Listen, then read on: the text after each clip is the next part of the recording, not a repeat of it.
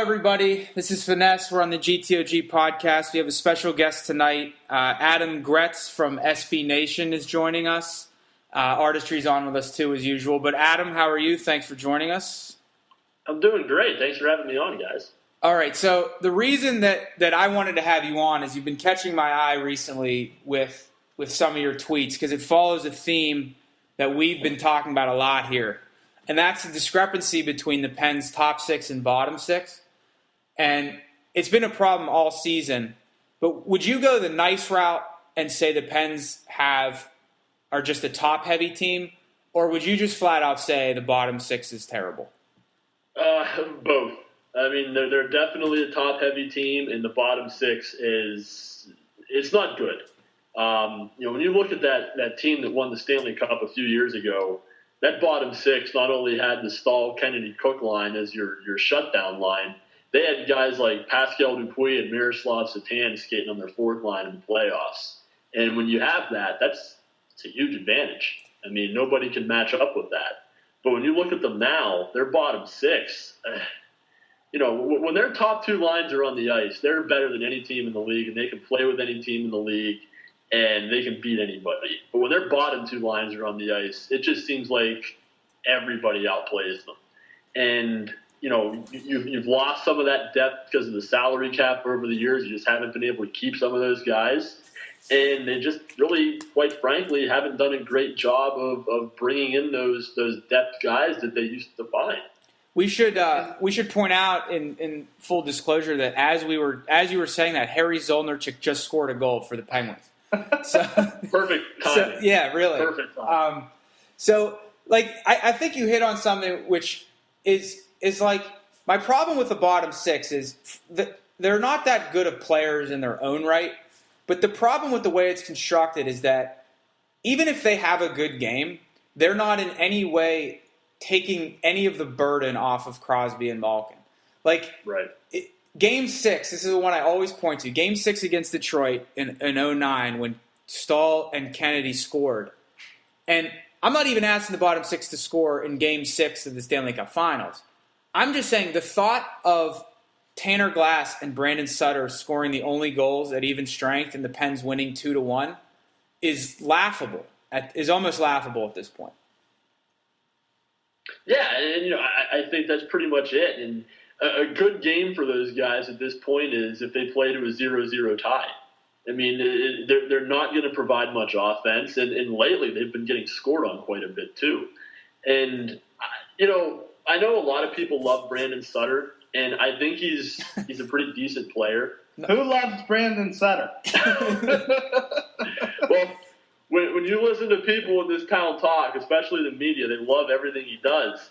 Well, yeah, it's funny that you say that, Adam. I don't know if you saw the post on the Trib blog today, but there was a post about how Brandon Sutter is a shutdown center because when he's on the ice, I think next to Joe Vitale, he's had the fewest goals scored against him while he's on the ice. I'm not sure what that says without some context. So if you give it some context, which they actually did in the same post, they said Brandon Sutter doesn't play against good players.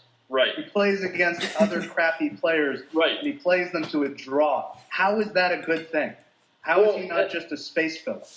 And that's an interesting thing because when you look at the way that third line played before he got here, when Jordan Stahl was center in that line, they were a shutdown line. They went up against the other team's top players every single night. And this season, that's not happening. This year, Sidney Crosby's drawing a lot of that. He's getting a lot of the tough minutes against those top lines. Sutter's playing against other third and fourth liners, and he's still not scoring against them. He's not giving you much offense. I don't know how much of that is because maybe he's not as good as people think he is, or if he just has absolutely no help on his wings. Because right now he's carrying around a bunch of guys that, hey, look, let's be honest, they're probably fourth line talent in the NHL or maybe even AHL players on some nights. So I haven't quite been able to figure out if he's just not as good as everybody thinks he is or most people think he is, or if he's just been set up to fail here because he has absolutely no help on his wings. And I partly sort of scaled back in being upset about Bylsma not what we would say matching lines. I mean, like the Pens play the Bruins, and you'll see that Crosby plays 12 minutes against Chara and 9.5 against Krejci or something like that. And then I was thinking, like, all right, let's say we try to get Crosby out there against the other team's third and fourth line. Like, are we going to be comfortable with Krejci, Iginla, and Lucic and Eriksson and all those guys out against Brandon Sutter and Tanner Glass? I mean, it's like it's almost like Crosby can't get a good matchup, because if he doesn't score in his good matchup, the other team on the next shift is going to have just like an incredible advantage against our third and fourth lines.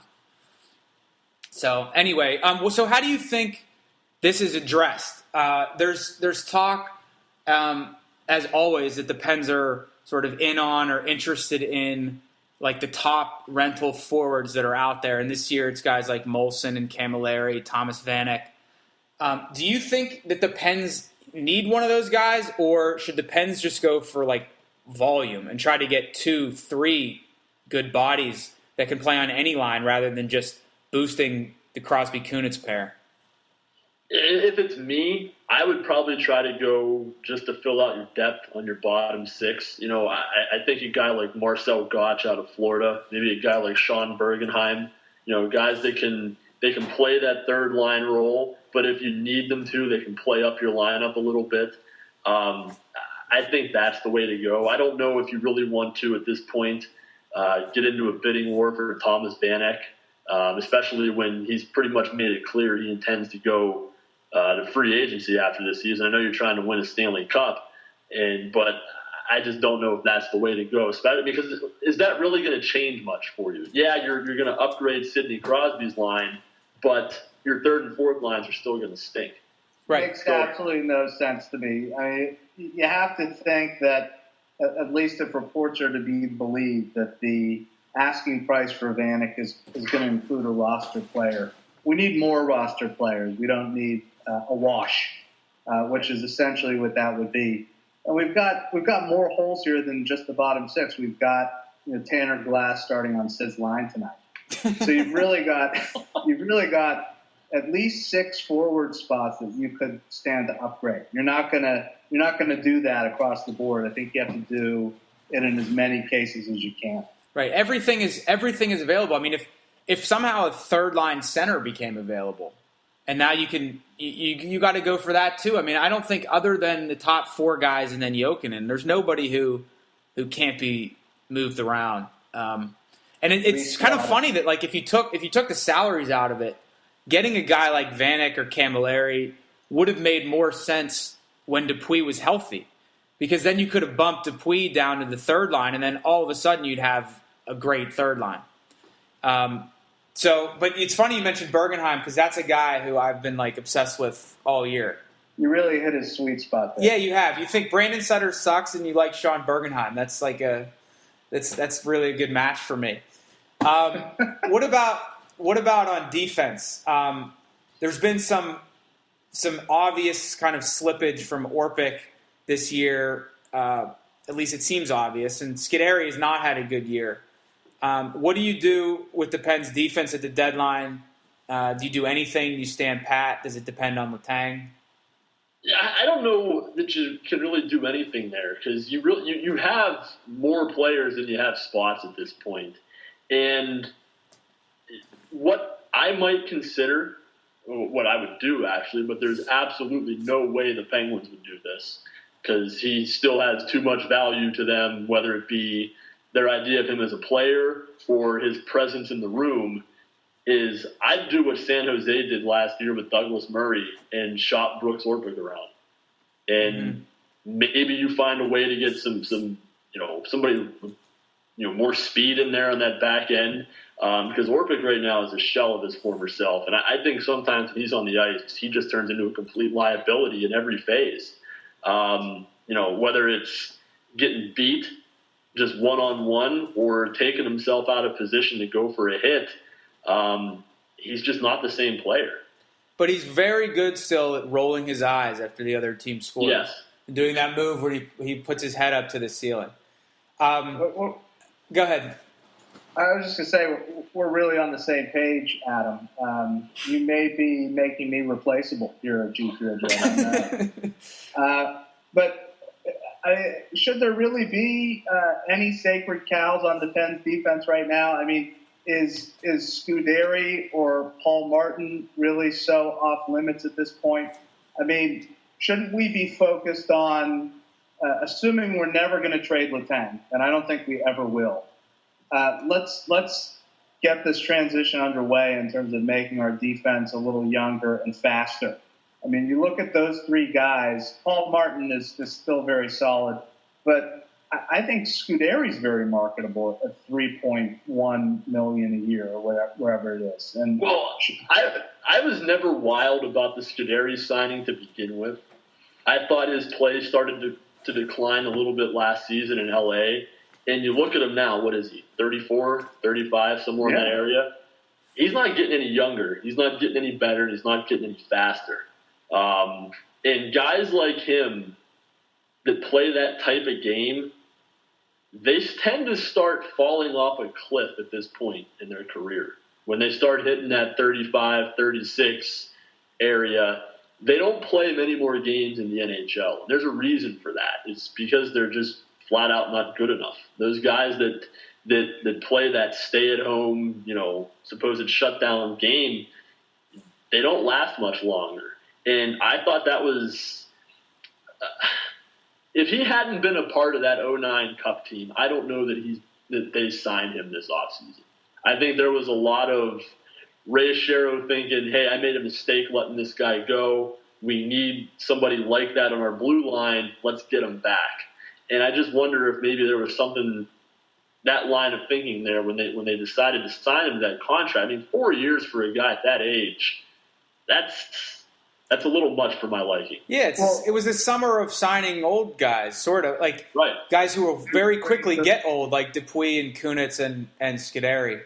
We were very vocal about that, saying, we love these guys, but maybe this is a bridge too far. If you're going to sign Dupuis and Kunitz to these kind of long-term deals, you're going to have two, $3.5 million a year third liners in a few years.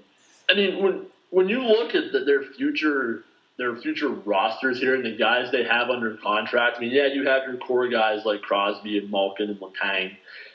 A lot of the guys they have signed long term are going to be in their mid to late 30s, and a couple of years from now. Kunitz, Dupuis, Scuderi. You look at teams that win the Cup now; they're younger teams. It's a young league at this point, and it's always been a young man's game. You got to be. Like the guys at 23, 24, like that's where the sweet spot is, I feel like, for an NHL player. You look at the teams that win the Cups, I mean, they're core players, the guys that are carrying them, they're either on their entry-level contracts, whether it would be like Crosby and Malkin were when the Penguins won, or when Kane and Taves were leading the Blackhawks that first time, or they're just on that second contract where they're not quite taking up all that cap space. And the Penguins have a lot of money now invested in guys that are probably going to be on the downside of their career. Probably not going to be. They are going to be on the downside of their career. So what are we missing here, guys? We've got a roster full of holes, and we've got a handful of highly compensated big minutes players. Isn't there sort of an obvious solution here? Don't we ship some of these guys out of town? And what does it say about Ray Shero, who has been held in extremely high regard, and I think rightly so, for his tenure in Pittsburgh? What does it say about him if he doesn't take the logical step? Well, I think Shero has had a really successful career here, but I think when you look at the moves that have been made here over the past year, he's not untouchable anymore. I mean, I think the trade deadline last year, everybody, went nuts about those deals and how they brought in Iginla and they brought in Morrow. There didn't really seem to be any rhyme or reason to any of that. All it did was make them older, slower. And I said this at the time. I mean, if you go back and read my old articles at CBS around the trade deadline, I said, are they making themselves that much better? And they brought in Iginla when they really didn't have a place to play him. Well, it seems like in hindsight that they didn't think they were going to get Iginla, so they went and got Morrow, and then once Iginla was like, yeah, I'll come to Pittsburgh, they didn't know what to do, so we were just like, okay. I wonder how much of the Iginla thing was just an effort to prevent Boston from getting him. Could have been. I mean, they knew. I think that's a big part Boston of it. was going to be their top competitor in that Eastern Conference. I just wonder if they felt, you know what, let's block them from getting him, and you know, it was the worst season to make those two trades because there was like 10 games left in the season. There was no time to get those guys into the fold, and it's been shown that, you know, people aren't always the quickest to pick up the Bilesma system. You know, you don't blossom right away when you start playing for the Pens. So one thought I had, which sort of like to kind of reposition for the future, but also be competitive this year for the Cup. Matt Niskanen's been playing really well, and earlier in the year and last year we were like, we got to trade this guy. He's an obvious trade candidate. Let's move him. But given that he's a lot younger, would it make sense to trade like Paul Martin, for example, a guy who might still have current value because he's signed through next year, and then just give that money to Niskanen, and you have Niskanen and whatever the return is for a guy like Paul Martin, and like try to extend Niskanen now, offer him a contract now? I have a concern with that, and I don't know, a question about that. Number one, are you going to be able to keep Matt Niskanen even if you cleared cap space somewhere else? Well, what do you think? What do you think he's worth? I mean, if it's the UFA market this offseason, what do you think he gets? That was going to be my point. I look at Niskanen and I think this is his one chance in the NHL to cash in, and I think he knows that. And he's having a career year. He's having a great year. He's in a contract year. He's going to be entering a free agent market where the cap's going up a little bit, and he's probably going to be one of the 2 or 3 best players at his position in the free agent market. And the free agent for defensemen this year is pretty thin, pretty weak. If he goes to market, forget about it. If he makes it to market. But to Finesse's point, what's wrong with offering him a deal now, or at least floating a number and getting his thoughts? I don't think anything, because the guy, he all indications are he loves it here. So you never know. Well, I guess my only concern is you're probably, no matter what, even if you make him an offer now and try to sign him now, you're going to be paying him a lot of money probably. I just question how good is he going to be?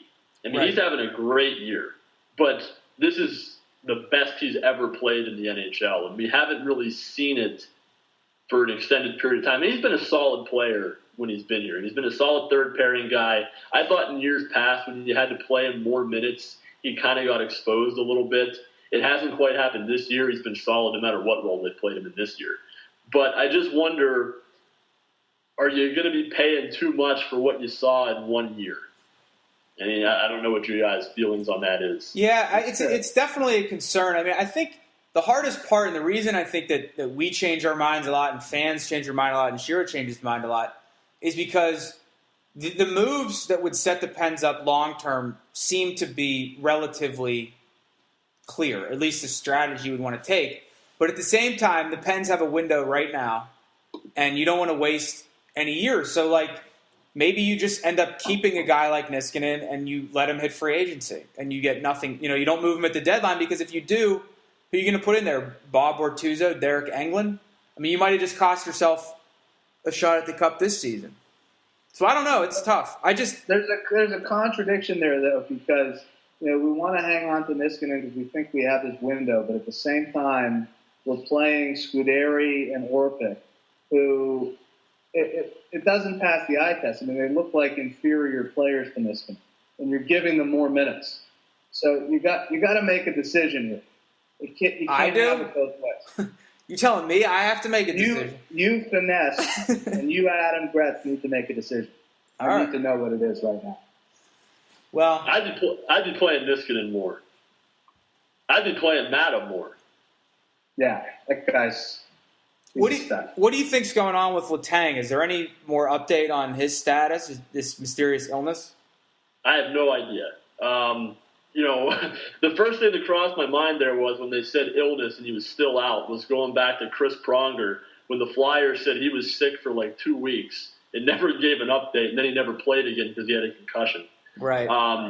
So I don't know what's going on there. The fact they're talking about tests, it could be something from a concussion. He might have mono, or he could just be injured again and they're hiding it. I don't know. He had that, didn't he? He had that elbow infection. Hopefully, maybe it's something with that. I don't know. But everything's on the table. Could be anything. He's a little. My problem with Letang, and this, it's not really about his injury here, but like for a guy who's supposed to be your rock number one defenseman, he's like the farthest thing there is from a rock. He's just dramatic. He has so many highs and lows, and I've gotten the sense, Adam, from looking at your stuff that. You don't at present think the Pens should trade Letang, and I think it would be hard to make the Pens a better team this year trading him now, like especially pressed up against the trade deadline. Do you think the Pens missed a window there to move Letang and set themselves up long term and short term, like by had they moved him this offseason? Well, here's my issue with the possibility of trading Letang, whether it be last year or this year or even in the immediate future. We just talked about how they have all these guys in their defense that aren't cutting it anymore. And I think you're already looking at a pretty massive turnover on your defense over the next couple of years. Niskanen's a free agent after this year. Orpik's a free agent after this year. Paul Martin's a free agent after next year. Rob Scuderi is just not that good anymore. Right. Who's going to play defense for you? Well, that's when the young guys are supposed to come up that we've been hearing about forever, Well, I know you have all these prospects coming up, but as good as their depth is there in the system, not all of those guys are going to pan out the way you want them to. I agree 100%. Like that, you go look at a guy like Brian Dumoulin. I mean, he's 22, almost 23, 6'4", 225. Like, he should be getting more than 6-7 games in the league. Like, he should be that's old enough. That's big enough. Like, let's get going here with some of these guys, And Simone Dupre hasn't gotten better in 2 years. It's a little frustrating to keep hearing about, like, the prospects and, you want to see some returns from these guys. Thankfully, we got Mata, but otherwise, not a lot. Yeah, it just seems that, especially Dupre, that they don't trust him. And I don't know what it is. Back when I was actually going to the games and covering them, it just seemed that the coaching staff, and especially Bilesma, weren't very high on him. And, it just seemed like whenever they'd play him, if he'd make one mistake, he'd instantly be back in the doghouse and you never see him again for 2 weeks. Right. Put Derek Ganglin back in there. Yeah. I think I think that the Pens have executed their strategy perfectly with Simone Dupre. If he was certain their strategy was to just destroy his trade value completely. Speaking of Derek Ganglin, you guys, did you see the beating that took place at the hands of John Scott tonight? We were watching it while we were waiting for you to get on the call. Well, I don't know where you come down on the whole fighting thing, Adam, but that was somewhat nauseating to me. It looked like a man beating up a child. Yeah, I have no use for John Scott or his players and his ilk in the league. I mean, if your coach gets fined for putting you on the ice to start a game, you probably don't belong in the NHL. Right. That just is fighting is by nature barbaric, but that takes it to a different level to me. To see a man of that size picking on someone half his size, I don't have any taste for it. Right. Well, he just doesn't. It's just not. I mean, the point would be like illustrated by when Adam and I were on the call waiting for you to join. Like the fight's on in the background, and we were just like, "You see that fight?" And he was like, "Yeah." And then we just kept talking. Like we didn't care to stop and watch the fight. I mean, I remember going to the games as a little kid. Like there was a fight, you'd stand up, you just get your heart rate would start your heart would start beating really fast. And now it's just like that's when I get up and go to the bathroom or get another beer or something. Yeah, maybe as you get older, it loses its whatever appeal it had. I don't know. It's like the WWE. You just the worst for grow out me of is it. when it happens like 50 feet behind the play, and your team is might be able to get a scoring chance or something, and they have to stop the play. This happened last night in the Capitals Islanders game. Washington was going for a scoring chance, and the play gets stopped because there's a fight, at the opposite end of the ice. I mean, that just It's kills silly. it for me. Silly. Actually, speaking of the Caps, you've written a few things about the Caps I've seen recently, and I live in Washington, so I have a particular fascination with the Capitals, usually taking a lot of joy in their struggles. Do you think that they're going to make the playoffs this year? This division and this conference is so wide open. There's so many teams. I mean, any one team, you could probably just flip a coin for them, and are they going to get in or not? I mean, there's Washington, Jersey, Columbus. They're all so similar. You'd like to think a team that has a guy that's probably going to score 60 goals in their lineup has a shot to make the playoffs. But the way they're playing, I mean, they're just such a bad 5-on-5 team. They live off of their power play. I just wonder what George McPhee is going to do, because he's going to do everything he can to get that team into the playoffs. And I have this feeling there's a bad trade coming. Whether it be, I don't know if it would be Martin as bad Erat as the one he made last year. Martin Erat 2.0. He could trade for another guy who gets to Washington and then immediately wants to be traded out of Washington. I think we lost him for a sec there. He looks like he's frozen. Did I lose you guys? Oh, there you are. Okay. I was just going to say that it looks like McPhee's poised to bring in another guy who, when he gets to Washington, immediately wants to be traded out of Washington. It just seems like there's the potential for a disaster of a move there, because he's going to do whatever he can to try to get them in the playoffs, and it's probably going to be something that he should not do. You look at that roster, like their defense is terrible. Their depth on the blue line is awful, really just bad. I take a lot of joy in that, though. I like going to the games, and I like when they lose. It's a lot of fun for me.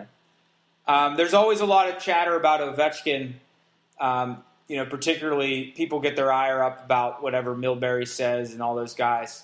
I think for most reasonable hockey fans, and you would be among the reasonable in the hockey media, like, can we just accept him as just a great goal scorer?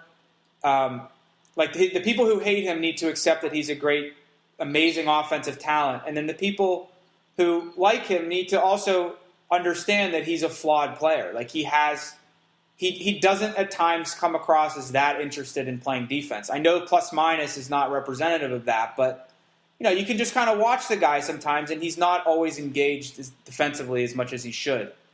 Do you get worked up at all when you hear the Ovechkin debate nationally? Yeah, because sometimes I think there are those extremes where, look, if you really wanted to, you could look at every player in the league and pick out shifts where they're coasting back on the play. And it just seems that there's certain guys that we love to do it for, and he is the guy. And I think a lot of that is because people know that he's going to move the needle. When you talk about him, people are going to pay attention. It's going to bring in ratings. It's going to bring in page views. And I just think that people really grasp onto that. He's a one-dimensional player, and let's point out his flaws. And, that's the way it happens sometimes. I get really bothered when we talk about guys like him, and, Phil Kessel in Toronto is another guy where, the criticism is they're one-dimensional players, but that dimension is literally the object of the game. It is the most important thing you can do. And, you're out there to score goals, and that's what those guys do. We don't talk about, look at Rob Scuderi. He's such a one-dimensional player. Why isn't he helping out at the other end of the ice? It only works that one way. When Chris Letang gets beat because he pinches in on a play, it's the end of the world. But when Brooks Orpik gets beat because he's just not good enough to stop the guy coming at him, we let it slide because he gives a good quote in the locker room after the game. So, I mean, that type of stuff bothers me. There seems to be that double standard there at times where it's not just Ovechkin. It's any player like that, where, one type of player, we overlook their shortcomings because, we like their style of play, or it looks like they care more, or they have that accountability, and then we rip guys to shreds because we just don't like them. You're right about the one-dimensional thing. Chris Carter, the guy that used to be the wide receiver for the Vikings and the Eagles, they would always say, like, all he does is catch touchdowns. But imagine if they were saying that as an insult to Chris Carter, like, he's a good receiver, but all he does is catch touchdowns. Like, he's not that great. That's sort of like how people are with Ovechkin sometimes. And I certainly count myself as being guilty of that sometimes. You love it. I do. I'm just trying to sound like I'm not one of those people. All right, before we let you go, where do you sort of put the Pens, the state of the Pens right now, heading into the Olympic break? My personal view is that it's remarkable how well the Pens have done, but the two big question marks for me have not been answered, and one of them can't be until the playoffs, and that's Fleury. And then the other one is just sort of the team's ability to not unravel in ways that they've done the last 2 years in the playoffs. And we've seen enough signs of that during the regular season this year that I don't expect it in the playoffs again this year, but it wouldn't surprise me. Where do you stand on the Pens going into the break? Well, I think as they're constructed right now, they're not good enough to win the Cup. They need at least 2 or 3 more forwards to round out that lineup to give them a chance to beat a team like Boston in the East. And that's even before you start talking about the Western Conference Cup contenders. Does that count Bo Bennett, Adam? I can see Bennett playing an impact, but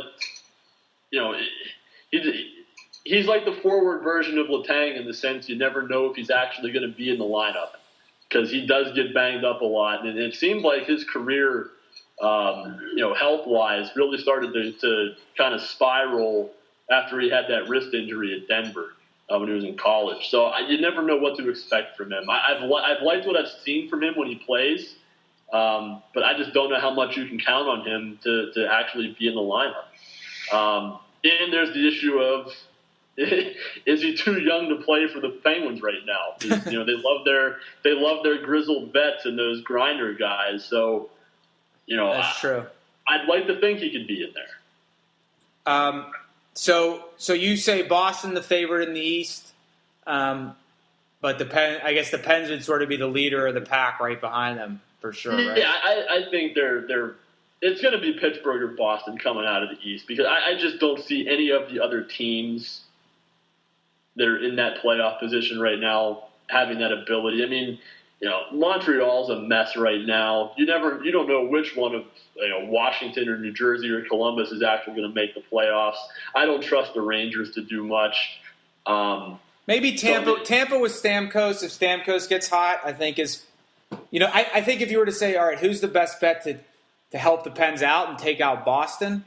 Maybe you'd have to say hopefully Tampa because they got good goaltending too. So. Yeah, Bishop's playing great. Yeah, Crosby just scored a hell of a goal, by the way. I hope we didn't spoil that for you. Anyway, all right. So your Olympic prediction, real fast. Who do you like for the gold? You know what? I'll be a homer. I'll say the U.S. There you go. I like their team. Yeah, I think that's the best collection of talent they've ever sent to the Olympics, even without Bobby Ryan. Absolutely. Yeah, go USA. All right, for the record, I guess Artistry, we should get on the record as well for this. I'm going to go. I think Canada's going to win the gold. I think they just have the best team. I'm going to go a completely different direction, gentlemen. I'm just going to say Sweden. Oh, there you go. That's we're all on the record. Nobody has any hope for Slovenia? It's going to be like one of those countries like Sweden or Finland. I'm going to guess. That neck of the woods. Scandinavia, you said. Yeah. Well, that wouldn't be a surprise. So Anyway, Adam, thanks very much for coming on, man. We appreciate it, and everyone can find Adam at SB Nation. You just Google him, Adam Gretz, SB Nation. All this stuff will come up. Keep up the good work. We appreciate it, and we'll talk to you soon, hopefully. All right, sounds good, guys. All Thanks right. for having me on. Take care, Thanks, Adam. See ya.